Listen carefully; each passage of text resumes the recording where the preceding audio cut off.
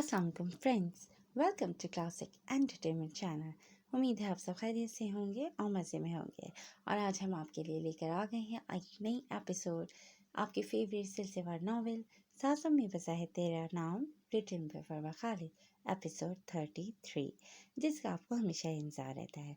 तो फिर देर नहीं करते हैं, चलते हैं नावल की तरफ। मगर इससे पहले अगर आपको हमारी वीडियो अच्छी लगे तो इसको लाइक करें और हमारे चैनल को सब्सक्राइब करें और आइकॉन बटन भी दबाएं ताकि हमारी नई आने वाली वीडियोस आपको सबसे पहले देखने को मिले। तो चलते हैं नावल की तरफ। 700 में बसा है तेरा नाम, written by Farwa Khalid, episode 33।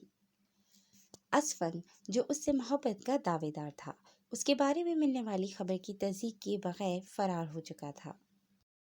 आसफा को बेइख्तियार शदीद शर्मिंदगी ने आंग घेरा था। हनाद के इशारे से सजावल और हिना रूम से निकल गए थे। हनाद आसफा की जानिब बढ़ा था। मुझसे बचने के लिए इन दोनों के अलावा और किस किस से मदद ले रखी है तुमने? हन्नाद ने आसफा के करीब झुकते दोनों हथेलियां बेड की सतह पर टिकाते उसकी आंखों में अपनी लाल आंखें गाड़ दी थीं। मगर हमेशा की तरह न जाने क्यों आज उसे हन्नाद की इन आंखों से खौफ महसूस नहीं हुआ था। उसे इस सर्दपन के पीछे गहरा दर्द छुपा दिखाई दिया था। I am sorry. उसकी आंखों में देखते आसफा के लब हौले से फड़फड़ाए थे, जिस पर हन्नाद ने इस्तेज़ाइया निगाहों से उसकी जानिब देखा था। मैं जानता हूँ तुम मुझे इस दुनिया का सबसे बुरा इंसान समझती हो, मगर इस बात का अंदाज़ा नहीं था कि इतनी नफरत करती हो मुझसे, कि इन जैसे मादियत परस्त लोगों से मदद मांगोगी। मुझसे बचने के लिए हन्नाद ने अपना ही मजाक उड़ाया था।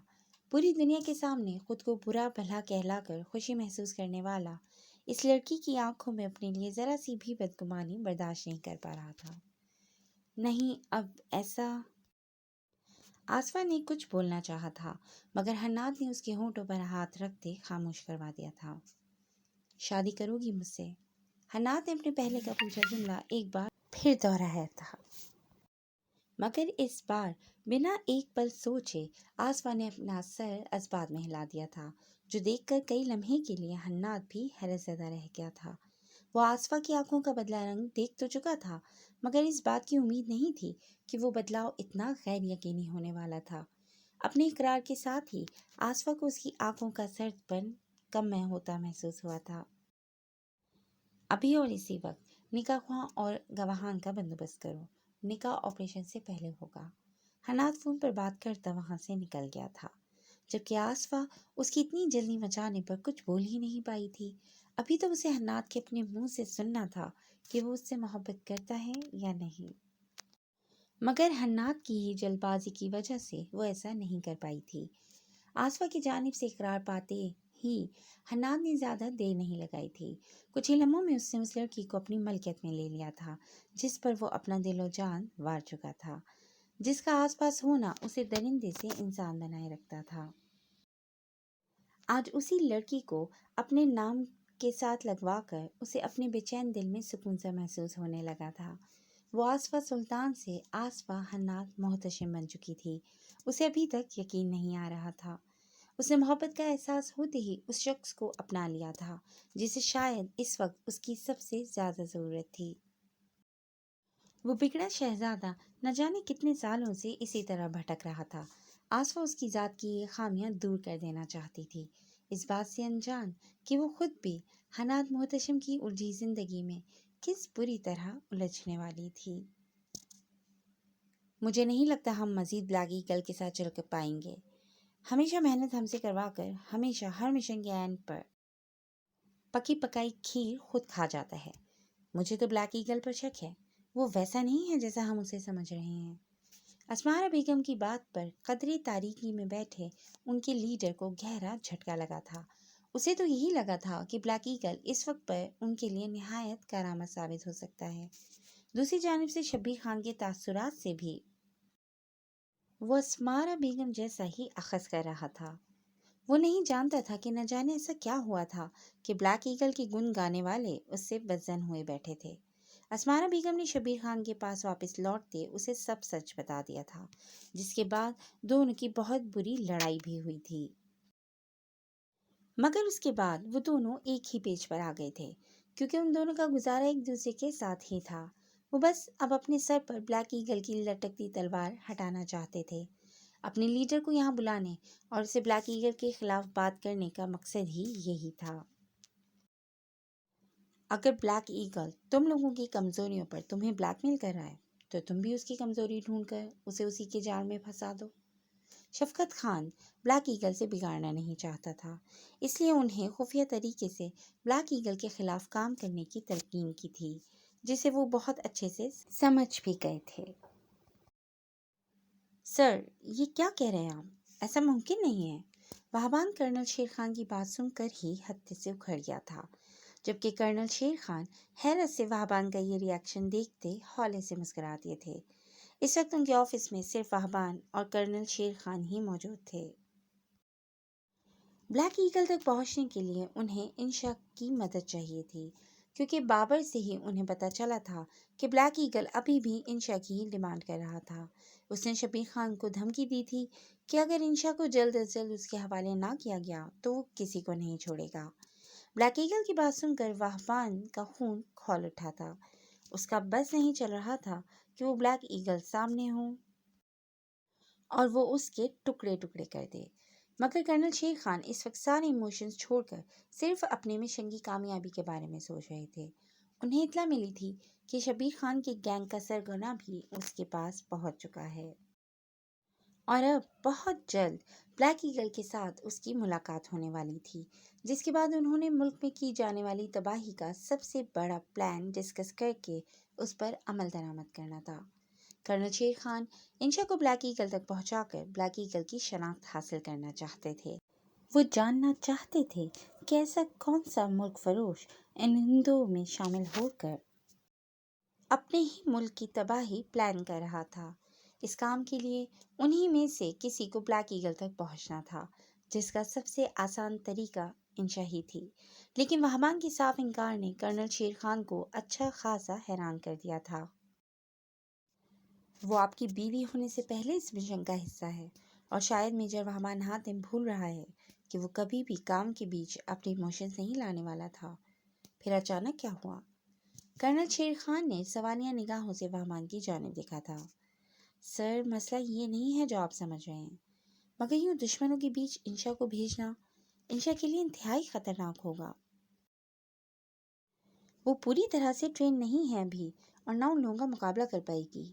وہابان اپنے دل کے اٹھتے اعتراضات پر قابو پاتا کرنل شیر خان کو پروفیشنل وے میں جواب دیتے ہوئے بولا تھا، جس پر کرنل شیر خان بھی کچھ پل کے لیے خاموش ہوئے تھے۔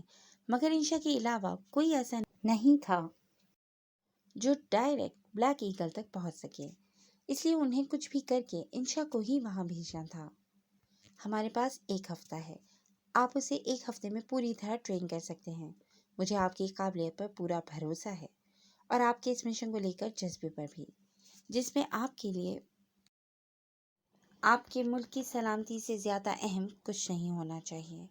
کرنل شیر خان اس وقت ایک باپ نہیں، اس ملک کا محافظ بن کر سوچ رہے تھے، مگر وہابان کو آج پہلی بار ان کی کسی بات پر اتنا اعتراض ہوا تھا۔ خود اپنے ہاتھوں سے انشا کو موت کے منہ میں بھیجا جا رہا تھا،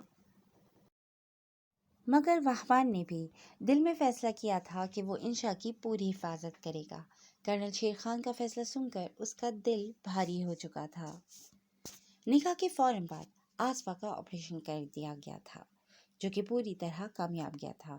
ہرنات کے ڈاکٹرز انتہائی قابل ڈاکٹرز میں سے ایک تھے، جن کے پاس بھول چوک کی کوئی گنجائش ہی نہیں بچتی تھی۔ آصفہ کو تھوڑی دیر میں ہوش میں آ جانا تھا۔ ہرنات آپریشن کے دوران باہر ہی رہا تھا، مگر ڈاکٹر کے آپریشن کامیاب ہونے کا بتاتے ہی فوراً ضروری کام سے وہاں سے نکل گیا تھا۔ آصفہ یہی سمجھی تھی کہ نکاح کے بعد نہ صحیح، مگر آپریشن کے بعد تو وہ ضرور آئے گا۔ مگر اس شخص کے نخرے تو لڑکیوں سے بھی زیادہ تھے۔ آصفہ اچھے سے جانتی تھی کہ اس کے سختی سے منع کرنے کے باوجود پہلے چودھری ہاشم کے پاس جانے اور پھر اسفن سے منگنی فکس کرنے پر ہرنات اس پر شدید غصہ تھا۔ اس کا غصہ کتنا بے رحم تھا، یہ آصفہ سے بہتر بھلا کون بتا سکتا تھا۔ وہ آصفہ کو اپنے شدید غصے کی سفاکیت سے بچانے کے لیے اس کے قریب نہیں آ رہا تھا۔ اس کے آپریشن کو ہوئے 2 دن ہو چکے تھے، اب تو وہ چلنے پھرنے بھی لگی تھی، مگر حناد اسے ملنے نہیں آیا تھا۔ اسے ہاسپٹل سے حناد کے محل میں ہی شفٹ کر دیا گیا تھا، جہاں ایک بار وہ ملازمہ بن کر آئی تھی، مگر اب وہاں کی مالکن تھی۔ اس کی حیثیت بدل گئی تھی۔ حناد محتشم کو لے کر اس کے دل کی کیفیت بدل گئی تھی، مگر حناد کی شفقت اور بے رحمی ہنوز تھی۔ آصفہ آج بھی اس کا انتظار کرتی سو گئی تھی، مگر وہ نہیں آیا تھا۔ آصفہ دل ہی دل میں اس سے بہت سخت ناراض تھی، لیکن یہ بھی بہت اچھے سے جانتی تھی حناد اسے بالکل بھی نہیں منانے والا تھا۔ رات کا نہ جانے کون سا پہر تھا جب کسی احساس کے تحت آصفہ کی آنکھ کھلی تھی۔ اسے اپنا ہاتھ قید محسوس ہوا تھا۔ نتھروں سے ٹکراتی سحر انگیز خوشبو پر آصفہ نے پٹ سے آنکھیں کھول دی تھیں۔ بڑے سے ہال کمرے میں نیم تاریکی پھیلی ہوئی تھی۔ وسیع ایریا میں گول دائرے کی صورت بڑے سے شیشے کے ٹیبل کے گرد صوفے رکھے گئے تھے، جہاں 3 نفوس براجمان بلیک ایگل کے منتظر تھے۔ ان کے پیچھے ان کے خاص آدمی سر جھکائے کھڑے تھے۔ جب اسی لمحے حناد محتشم سیاہ لباس کے اوپر سیاہ کوٹ پہنے اپنی چھا جانے والی شخصیت کے ساتھ اندر داخل ہوا تھا، وہاں موجود تینوں اور کچھ فاصلے پر تاریکی میں بیٹھے چوتھے نفس نے بھی ستائشی نگاہوں سے اس کی جان لیوا پرسنالٹی کو دیکھا تھا۔ بلیک ایگل کے چہرے پر ابھی بھی ماسک ہی تھا۔ وہاں گارڈ کی صورت وہبان کے آدمی داخل ہو چکے تھے، جو اپنے ہاتھوں میں بندوق اٹھا کر اس میں لگے کیمرے سے میٹنگ میں بیٹھے تمام نفوس وہبان کو دکھا رہے تھے۔ اسمارا، شبیر خان اور ان کے لیڈر تینوں کے چہرے وہبان کی نگاہوں میں آ چکے تھے۔ مگر وہیں بلیک ایگل کو دیکھ کر اسے کچھ شناسا سا محسوس ہوا تھا۔ وہ اس کا چہرہ تو نہیں دیکھ پا رہا تھا، مگر نہ جانے کیوں بلیک ایگل کی شخصیت اسے کسی اپنے کی یاد دلا گئی تھی، جو بالکل بلیک ایگل جیسا ہی نظر آتا تھا، جسے ایک حادثے نے وہبان سے چھین لیا تھا۔ آج اتنے سالوں بعد بھی اسے یاد کرتے وہبان کی آنکھیں نم ہوئی تھیں، لیکن وہبان یہ بھی جانتا تھا کہ اب وہ اس دنیا میں نہیں تھا۔ اس کا یہ پچھتاوا آج بھی دل میں موجود تھا کہ کاش وہ اپنے اس عزیز کے لیے کچھ کر پاتا، مگر وہبان نہ اپنے اس دوست کی مدد کر پایا تھا اور نہ ہی اس کے غم سے نکلنے کے لیے اپنی۔ بلیک ایگل کے آتے ہی گارڈز کو باہر بھیج دیا گیا تھا۔ اسمارا اور شبیر خان نے اپنی جگہ سے کھڑے ہوتے حناد کو سلام کیا تھا، جس کا سر ہلا کر جواب دیتے وہ سامنے پڑی سربراہی کرسی پر براجمان ہوا تھا، جبکہ اس کے عین سامنے سگریٹ ہونٹوں میں دبائے بیٹھا شبیر خان اور اسمارا خان کے لیڈر شفقت خان نے بہت گہری نگاہوں سے بلیک ایگل کا یہ ایٹیٹیوڈ دیکھا تھا۔ اس کی بلیک ایگل سے یہ تیسری ملاقات تھی۔ تھوڑا تو رحم کیا کریں ہمارے آدمیوں پر، اتنی شفقت دکھانا بھی ٹھیک نہیں۔ شفقت خان نے فضا میں سگریٹ کا دھواں چھوڑتے شبیر کے کٹے بازو کی جانب اشارہ کرتے ہوئے اپنے آدمیوں کے ساتھ نرمی کی اپیل کی تھی۔ یقین کریں میں بہت نرم دل انسان ہوں شفقت صاحب، مگر کام میں ہیرا پھیری کرنے والوں کو عبرتناک انجام تک پہنچائے بغیر سکون نہیں ملتا۔ کیا کروں؟ حناد نے بھی سگریٹ سلگاتے اسی کے انداز میں اس کی بات کا جواب دیا تھا۔ شبیر خان کے ارد گرد چھوڑے آدمیوں سے اسے پتہ لگ گیا تھا کہ شبیر خان اور اسمارا اس کے آنے سے پہلے ہی اس کے خلاف شفقت خان کو بھڑکا چکے تھے کہ اب انہیں بلیک ایگل پر ٹرسٹ نہیں تھا، انہیں الگ ہو کر کام کرنا چاہیے۔ مگر وہ یہ سب صرف اس لیے کر رہے تھے کہ حناد دوبارہ انشا کی ڈیمانڈ کر رہا تھا، اور اسمارا نہ اپنی معصوم بیٹی پر شک کرنے کو تیار تھی اور نہ ہی اسے بلیک ایگل جیسے جلاد کے حوالے کرنے کا کوئی ارادہ تھا۔ بلیک ایگل کی بات پر شفقت خان نے جانچتی نگاہوں سے شبیر خان اور اسمارا خان کو دیکھا تھا، جو لمحے بھر کو سر جھکا گئے تھے۔ مجھے بلا وجہ لوگوں کو مارنے کی عادت بالکل نہیں ہے، مگر جو میرے ساتھ غداری کرے گا اسے تو میں کسی صورت نہیں چھوڑوں گا۔ حناد سرد لہجے میں بولتا ان دونوں پر قہر برساتی نظر ڈال گیا تھا۔ تو ٹھیک ہے، انشا یامین کو حاصل کرنا چاہتے ہو تم، اس کے لیے تمہیں ہمارے والے بھی اپنی کوئی شے کرنی ہوگی۔ اسمارا نے آج پہلی بار بلیک ایگل کے سامنے اپنے لب کھولے تھے۔ کیا مطلب؟ میں سمجھا نہیں آپ لوگوں کی بات۔ بلیک ایگل کی وحشتناک آنکھیں اپنی جانب اٹھتے دیکھ کر اسمارا کو خوف محسوس ہوا تھا۔ انشا یامین کے بدلے اپنی بیوی آصفہ سلطان کو ہمارے حوالے کرنا ہوگا۔ شبیر کی باقی بات ابھی منہ میں ہی رہ گئی تھی جب حنات نے تیش کے عالم میں اپنی جگہ سے کھڑے ہوتے اپنے گارڈ سے گن چھینتے شبیر خان کی دونوں ٹانگوں پر فائر کر کے انہیں چھلنی کر دیا تھا۔ اسمار اور شفقت خان دہل کر اپنی جگہ سے اٹھے تھے۔ ان دونوں سمیت وہاں موجود تمام گارڈز کی گن کا رخ حنات کے اوپر تھا، جو اپنی بیوی کا یوں نام لیے جانے پر بالکل زخمی شیر بنا بغیر سوچے سمجھے شبیر خان کو مارنے کے در پر پہنچ گیا تھا۔ آج تو اس بکواس کے بعد سانسیں لینے کے قابل بچے ہو۔ اگر دوبارہ میری بیوی کا خیال تک اپنے دماغ میں لائے تو وہ حشر کروں گا کہ زندگی سے پناہ مانگو گے۔ اور تم دونوں بھی سن لو، اگر میرے ساتھ رہنا ہے تو یہ پیٹھ پیچھے چلائے جانے والے کھیل بند کرنے ہوں گے تم لوگوں کو۔ میری ہر طرف نظر ہے، نقصان تم لوگوں کا ہی ہوگا ہر طرف سے۔ حنات بے ہوش پڑے شبیر پر قہر برساتی نگاہیں ڈالتا وہاں سے نکل گیا تھا۔ اسمارا بیگم نے جلدی سے گارڈز کو بلواتے ہوئے شبیر خان کو وہاں سے لے جانے کی ہدایت کی تھی، جبکہ شبیر خان وہیں بیٹھا دروازے سے نکل کر باہر جاتے بلیک ایگل کو پرسوچ نگاہوں سے دیکھے گیا تھا۔ آج اتنے عرصے بعد بلیک ایگل کا یہ نیا روپ سامنے آیا تھا اس کے، جو ان لوگوں کو نقصان پہنچانے کے ساتھ ساتھ کافی حد تک مفید بھی ثابت ہو سکتا تھا۔ وہبان کرنل شیر خان سے مل کر کافی غصے کے عالم میں واپس آیا تھا۔ اس کا موڈ بہت سخت آف ہو چکا تھا۔ اس کا بس نہیں چل رہا تھا کہ ہر شے کو تہس نہس کر کے رکھ دے۔ وہ اسی لیے ان دل کے معاملات میں پڑھنے سے ڈرتا تھا، مگر اب تک بچتے آنے کے باوجود انشا یامین کے آگے بس نہیں چل پایا تھا اس کا۔ انشا کی معصوم قاتلانہ اداؤں نے اسے اچھا خاصا گھائل کر کے رکھ دیا تھا۔ یہی وجہ تھی کہ میجر وہبان حاتم جیسا خشک مزاج شخص بھی محبت کی پہلی سیڑھی پر قدم رکھتا ان کٹھن راہوں کا مسافر بن چکا تھا۔ لیکن جس شخص کی محبت کی شروعات ہی اتنی شدت پسندی لیے ہوئے تھی، اس کی انتہا کیسی ہونے والی تھی کوئی نہیں جانتا تھا۔ وہ آج انشا کے پیچھے کرنل شیر خان تک سے بحث کر آیا تھا، باقی سب تو بہت بعد میں آتا تھا۔ ان دونوں کا قیام وہبان کے ہی فلیٹ میں تھا، جہاں آ کر انشا کو بہت اچھا لگا تھا۔ اس فلیٹ کی لوکیشن بہت ہی خوبصورت تھی۔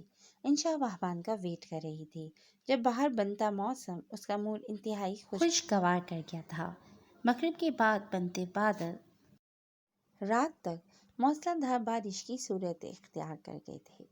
انشا جو شروع سے بارش کی دیوانی تھی، سیاہ بنگلے میں تو اپنی ایسی کسی خواہش کو پورا نہیں کر پائی تھی، مگر یہاں اب اپنے شوہر کی دسترس میں وہ سب کچھ کر سکتی تھی۔ انشا مزے سے بالوں سے کیچر نکال کر انہیں آزادی بخش دی ٹیرس پر نکل آئی تھی۔ بے دھیانی میں اس کا دوپٹہ بھی صوفے پر ہی چھوٹ گیا تھا۔ اسے یہی لگا تھا کہ وہبان رات تک نہیں آنے والا، اس لیے وہ اپنی پوری تسلی کے ساتھ بارش انجوائے کر رہی تھی۔ فریش ریڈ ٹراؤزر شرٹ اور اپنی لمبی سیاہ زلفوں کو کھلا چھوڑے وہ بارش کی دیوانی بے پناہ حسین لگ رہی تھی جب اسی لمحے وہبان نے فلیٹ میں قدم رکھا تھا۔ دروازہ لاک کرتے وہ تھکا تھکا سا لاؤنج میں پڑے صوفے پر آن بیٹھا تھا۔ اسے بے چینی اور غصے کی شدت سے اپنی کم پٹی سلگتی ہوئی محسوس ہوئی تھی۔ کافی دیر ایک ہی پوزیشن میں صوفے پر نیند دراز ہونے کے بعد اچانک اسے انشا کا خیال آیا تھا۔ وہ تو بھول ہی گیا تھا کہ انشا بھی اس کے ساتھ ہی آئی ہوئی تھی۔ وہبان جلدی سے اٹھتا روم کی جانب بڑھا تھا۔ پورا روم خالی دیکھ کر اس کو شدید پریشانی نے آن گھیرا تھا۔ واش روم، ڈریسنگ روم، سب جگہ چیک کر لیا تھا اس نے۔ باہر بارش ہو رہی تھی، انشا آخر جا کہاں سکتی تھی؟ وہبان کو روم میں آکسیجن کم ہوتی محسوس ہوئی تھی۔ جس لڑکی کی اپنے دل میں موجود اہمیت کو وہ ہمیشہ جھٹلاتا آیا تھا، آج اس کے کھو جانے پر وہبان کو اپنا دل رکتا ہوا محسوس ہوا تھا، جس کو وہ اپنے سخت رویے اور بے اعتباری سے چھلنی کرتا آیا تھا۔ آج اسے احساس ہوا تھا کہ وہ لڑکی اس کے دل میں کس بری طرح سے گھر کر چکی تھی۔ وہبان اپنی گن چیک کرتا روم سے نکلنے ہی والا تھا جب کسی احساس کے تحت اس کی نگاہیں ٹیرس کی جانب گئی تھیں۔ وہبان ایک سیکنڈ کی بھی دیر کیے بغیر ٹیرس کی جانب گیا تھا، مگر وہاں کا منظر دیکھ اسے اپنے اعصاب آؤٹ آف کنٹرول ہوتے محسوس ہوئے تھے۔ کچھ لمحے پہلے کی ساری فکر اور پریشانی اڑن چھو ہو گئی تھی۔ وہ بارش میں بھیگتی ہنسی مسکراتی حسین دوشیزہ میجر وہبان حاتم کا سارا اضطراب ختم کر گئی تھی۔ रेड कलर वहबान का फेवरेट था, जिसमें मलबूस इंशा वहबान के खुद पर बांधे सारे ज़ब्त के बंधन तोड़ गई थी। उसके नाजुक वजूद के गिर्द बिखरी नागन भी की जुल्फ़ें गज़ब ढा रही थीं। वहबान इस लड़की के बिछाए दिलफरेब जाल से कैसे बच पाता? वो ट्रांस की कैफियत में चलता, उसकी जानिब बढ़ाता। खुद पर महसूस होती निगाहों की तपिश पर इंशा ने पलट कर उसकी जानिब देखा था। बाबान को अपनी जानिब आता देख इंशा का दिल बुरी तरह से धड़क उठा था। उसकी धड़कनों का शोर बारिश के शोर से कई गुना बढ़ गया था। जी फ्रेंड्स, आज के लिए बस इतना ही, मगर कहानी में आगे आने वाले हैं बड़े ज़बरदस्त से ट्विस्ट। अगर आप ये जानना चाहते हैं कि क्या वाकई हातिम जो है इंशा को ब्लैक ईगल के हवाले करने में राज़ी हो जाएगा या नहीं, तो फिर हमारी अगली वीडियो का करें इंतज़ार। इंशाल्लाह बहुत जल्द आपके सामने नई वीडियो के साथ हाजिर होंगे। तब तक अपना बहुत ख्याल रखिएगा। टेक केयर एंड अल्लाह हाफिज़।